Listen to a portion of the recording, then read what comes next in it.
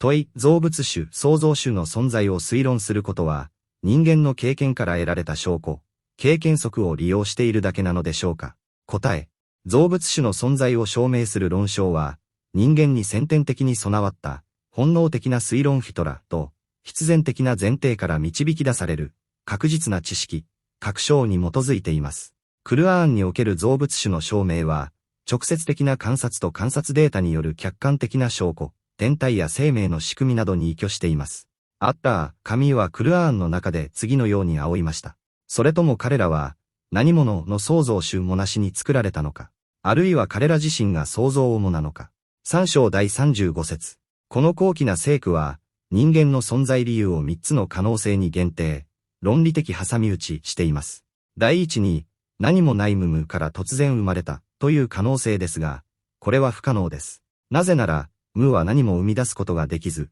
そもそも存在しないものが他のものを存在させることなどありえないからです。第二に、自分自身が生まれる前に、自分自身を作り出したという可能性ですが、これもまた不可能です。これは明らかな論理的矛盾だからです。そうなると、聖句があえて口にせず、自明の理として残した第三の解決策しかありません。それは、人間には彼らを作り出した造物主が存在するという普遍的な真理です。これは純粋な理性的論理的推論であり、何かに見立てて比較類推しているわけではないため、単なる人間の経験則だけに依拠しているとは言えません。造物主の存在証明の一つである因果律、原因と結果の法則、すなわち、この宇宙はあるとき、突如として現れた、始まったものであるため、それを存在させた原因、指導者が不可欠である、という論証は、人間の限られた経験に基づくものではありません。それは、人間の理性が最初から持っている、第一原理、絶対的な必然性に基づいているのです。もっとも、仮に、人間の経験則を推論の根拠に含めたとしても、それが論証の価値を貶めるとは思いません。なぜなら、現世にあるすべての科学や学問も、本質的には人間の経験の積み重ね、経験則の上に成り立っているからです。問い、宇宙を作り出したのが別の物質的な原因、例えば、高度な異星人文明や、他の物質的な何かであってはならない理由は何でしょうか。なぜ、始まりのない永遠なる神、アザリーでなければならないのですか。答え、今から約1000年以上も前に、イスラームの学者たちが打ち立てた確固たる論理的法則があります。それは、原因、作り手の無限素行、無限素行、無限連鎖を仮定すると、いかなる結果、存在も生じ得なくなるという法則です。作り手の無限素行とは、例えば、ある文明が宇宙を作り、その文明はさらに前の文明に作られ、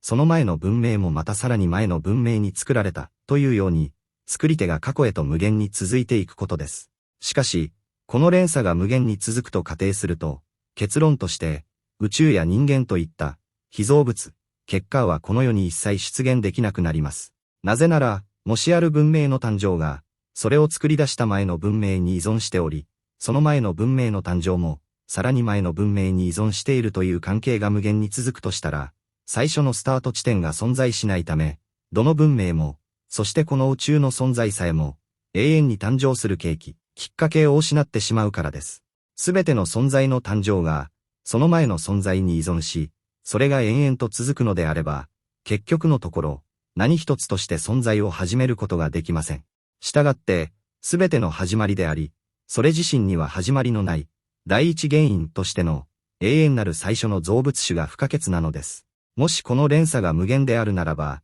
被造物も、創造という行為も、存在する以下なるものも生まれません。なぜなら、すべての作り手の存在が、その前の作り手に依存し、その前のものもまた、さらに前のものに依存することになるからです。すべての存在が、自分以外の他者に依存して初めて現れるのだとしたら、最初の動きを誰も起こせないため、いかなる存在も現れることはありません。だからこそ、創造を最初に開始した、第一の存在、根源的な存在が必要となります。存在するすべてのものには、それを最初にあらしめた、第一の創造主が絶対に不可欠なのです。つまり、この連鎖はどこかで必ずストップしなければなりません。ここで私たちは、自らの前にいかなる存在も持たない、第一の造物主の存在を確信するに至ります。それこそが、全能なるアッター、神なのです。問い、私たちは宇宙を支配する物理法則を知っており、地震が起きる原因もよく理解しています。法則がわかっているのなら、なぜ今更造物主、神を必要とするのでしょうか。答え。無神論者は、法則さえあれば、宇宙が自ら作り出され、出現するのに十分だと仮定しがちです。物理学者のスティーブン・ホーキング氏もこの前提に立ち、著書、グランドデザイン、偉大なる設計の中で、重力の法則があれば、宇宙が出現するのには十分である、と主張しました。このホーキング氏の記述は、世界中の新聞やニュースメディア、ネット上で瞬く間に拡散され、大きな話題となりました。しかし、そもそも、重力の法則そのものはどこから来たのか、誰がそれを法として定めたのか、誰がその法則に、事象に介入して影響を与える性質を与えたのか、という根本的な疑問を考えるだけで、この主張は自己崩壊しています。そうした自明の理、前提条件を脇に置いたとしても、重力の法則が、それ単体で、ビリヤードの球を勝手に転がしてくれるわけではありません。法則というものは、その対象となる、物質、存在がそこに現れない限り、単独では何も生み出すことができない無力なものなのです。重力の法則は、ビリヤードの球を作り出すことはできません。球がそこに存在し、さらに球付きの棒で叩かれて初めて、その動きをコントロール、描写するだけです。つまり、重力の法則とは独立した実体ではなく、自然界の現象を説明した、記述、説明文に過ぎません。球を押し動かす、外的な力が加わって初めて球は動き、そこに重力の法則の効果が目に見える形で現れます。それにもかかわらず、無神論者は、重力の法則が存在すれば、ビリヤードの球も、球も、そして球が転がる現象も、すべて自動的に作り出されると仮定しているのです。これでは、宗教と無神論、どちらがより理性的で論理的だと言えるでしょうか。同じように、自動車のエンジンの仕組みである、内燃機関の法則が、それ単体でエンジンという物理的な機械を作り出すことは絶対にありません。仮に、エンジンに内燃機関の法則をどれだけ付け足したとしても、それだけでエンジンが動き出すわけではありません。エネルギーを生み出すガソリンが必要であり、点火するための火花が必要であり、そして何よりもまず、エンジンそのものが存在していなければなりません。これらが揃って初めて、内燃機関の法則が機能し、エンジンが動くのです。内燃機関の法則さえあれば、エンジンも、火花も、ガソリンも、運転手も、そして道路さえもすべて自動的に作り出されると仮定することは、およそ理性的とは言えません。このように、法則さえあれば宇宙の出現を説明できる、という発想は、およそ理性にかなったものではないのです。さらに言えば、もしこの誤った仮定を受け入れてしまうと、前述の、原因、作り手の無限素行の罠に再び陥ることになります。では、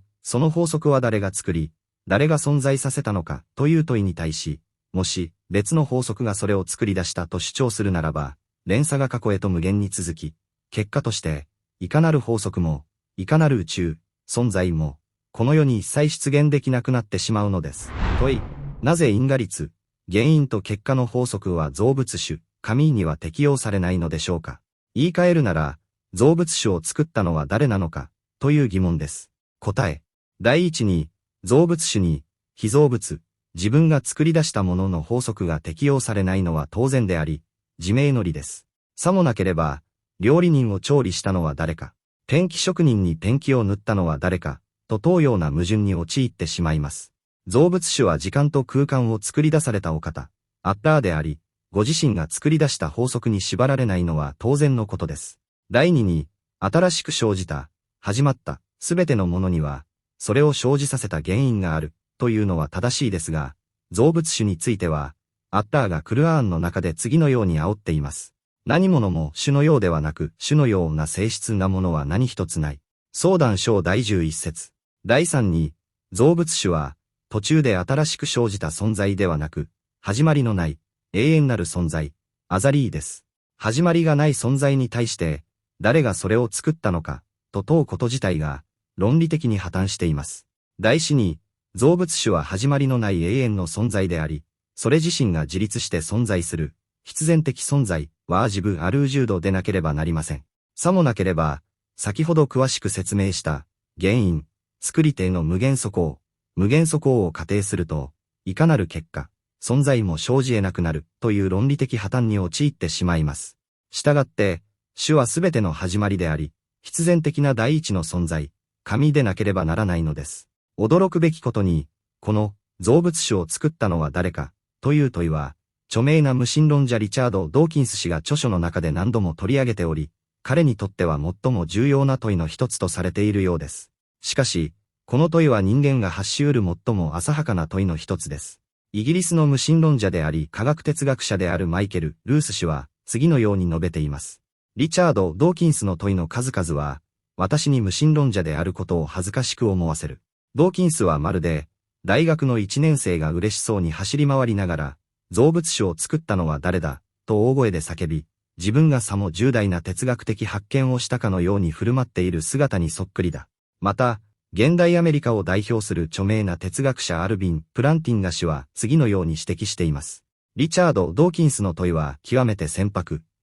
だ。彼のレベルは、哲学を学び始めたばかりの大学2年生、サファモアと同等であり、ドーキンスの問いはどのような哲学の試験に置かれても落第点になるだろう。それゆえに、アリスター・マクグラス氏は著書、ドーキンス・イリュージョン神は妄想か、への反論の中で、ドーキンス氏の同僚である、ある無神論者の言葉を引用しています。このような、子供騙しで中身のない偽りの問いに基づいて、私たち無神論者を評価しないでほしい。このように、これは典型的な子供じみた問いなのです。なぜなら、神アッラーとはすべての原因の最初にある、第一原因であり、万物を作り出した、必然的存在だからです。もし万が一、神に始まりがあり、何かの原因によって生じたのだとしたら、今こうして私たちが存在してこの問いを発することさえ不可能だったはずです。なぜなら、始まりのある神にはそれを作った、第二の存在が必要となり、その第二の存在には、